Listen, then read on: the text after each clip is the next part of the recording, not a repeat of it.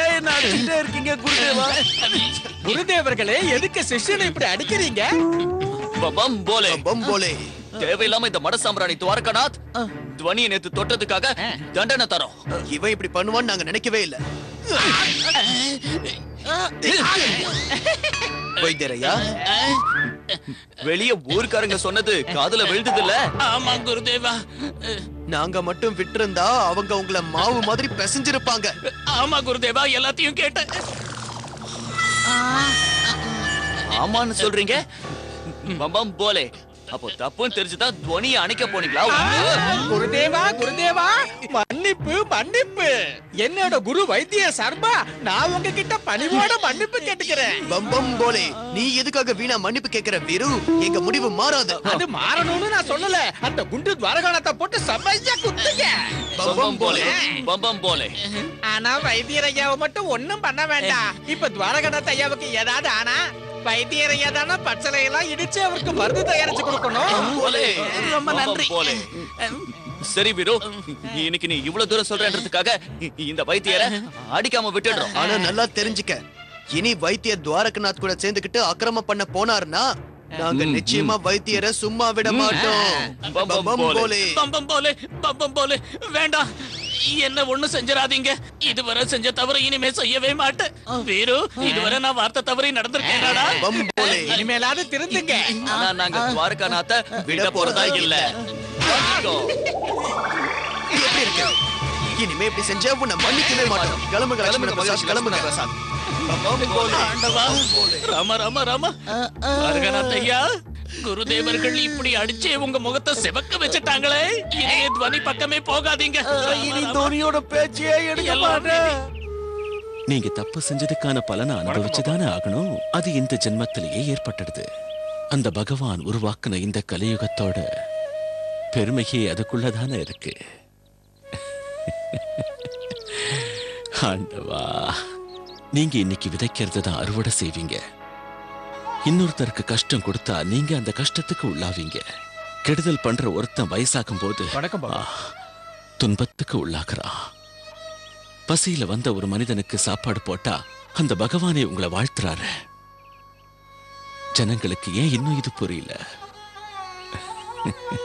இந்த சின்ன தர்மத்தோட பலன் என்னங்கிறது இன்னும் உலகத்துக்கு ஏன் புரியல? பகவானோட அருள் இல்லைன்னா இந்த உலகம் ஸ்தம்பிச்சிடும். அவர் எல்லா இடத்துலயும் நிறைஞ்சிருக்காரு. தான் இருப்பிடம் எங்க இருக்குங்கிறத நிஜத்தையும் சில சமயங்கள்ல தெளிவா நமக்கு உணர்த்துறாரு. அப்புறம் ஏன் இந்த ஜனங்க அஞ்ஞானத்தினால பகவானோட புண்ணியத்தை எடுத்து சொல்ற புனித ஸ்தலங்களை அழிக்கணும்னு நினைக்கிறாங்க? இதோட பின் விளைவுகளை அவங்க உணரலையா? ஏன் இப்படி செய்யறாங்க?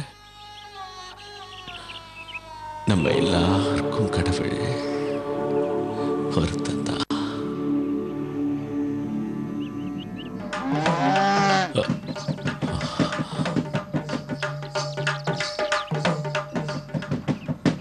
சொல்லு நந்தி மகாராஜா, சொல்லு. இந்த உலகத்துக்கு மனிதன் எப்படி வரான்? கையில சல்லி காசு இல்லாம வரானா? போற நேரத்துல ஏதாவது எடுத்துக்கிறானா? எல்லாத்தையும் விட்டுட்டு தனியா தானே இறக்கறான்.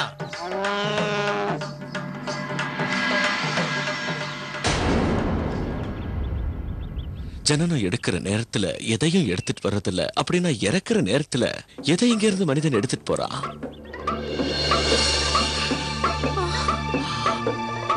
பொருட்களையா?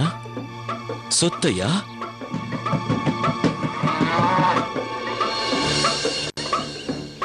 அப்புறம் என்னதான் எடுத்துக்கிறான்? சாபத்தையா? இல்ல அடுத்தவங்க வாழ்த்தையா? வாழ்த்து வேணும்னா இந்த உலகத்துல மனிதன் என்ன செய்யணுங்கிற? தன்னை பெத்து வளர்த்த அம்மா அப்பாவை ஆதரிக்கணும் இல்லையா? தான் அப்பா அம்மாவுக்கு சேவை பண்ணணும் இல்லையா? தன்னை கஷ்டப்பட்டு வளர்த்து ஆளாக்குன பெத்தவங்களுக்கு தினம் பூஜை பண்ணணும் இல்லையா? பெத்த அம்மா அப்பாவை வீட்டை விட்டு வெளியே அனுப்புறது சரின்னு நினைக்கிறியா? திடீர்னு எங்க இருந்தோ வந்தவளுக்காக பெத்து வளர்த்த அம்மா அப்பா. போது நிறுத்துங்க சாய்பாபா, தயவு பண்ணி நிறுத்துங்க. பாபா, ஏற்கனவே எங்க புள்ள கிட்ட போய் பேசுனீங்க, அதனால ஒரு பிரயோஜனமும் இல்ல. எங்களுக்கு புரியுதுயா, எங்க புள்ள எங்களை மோசம் பண்ணிட்டாங்கிற உண்மை எங்களுக்கு புரியுது. ஆனா என்னதான் இருந்தாலும் அவன் நான் பெத்த புள்ள இல்லையா? பெத்த அம்மா அப்பாவுக்கு எவ்வளவோ கஷ்டங்களை எங்க பையன் கொடுத்திருந்தா கூட நாங்க அது பெருசா நினைக்கவே இல்லையா. நாங்க அவனை எப்பவும் மன்னிச்சிட்டோம் பாபா, எப்பவும் மன்னிச்சிட்டோம். பிள்ளைங்க தப்பு பண்ணாலும் திருத்துறது பெத்தவங்களோட கடமை இல்லையா? அம்மா அம்மா தம்பி, அப்பா என்ன மன்னிச்சிருங்கப்பா. எழுந்திரு. அம்மா நீங்களும் என்ன மன்னிச்சிருங்க. அப்பா உங்களை நான் கொடுமைப்படுத்திட்டேன். என்ன தயவு பண்ணி 2 பேரும் மன்னிச்சிருங்கம்மா. தயவு பண்ணி கை விட்டுறாதீங்க. நாங்க உன்னை மன்னிச்சிட்டோம்ப்பா, எப்பவோ மன்னிச்சிட்டோம். எங்க புள்ள மனசு மாறி வந்துட்டா. எங்களை பொறுத்த வரைக்கும் இது போதும் பாபா.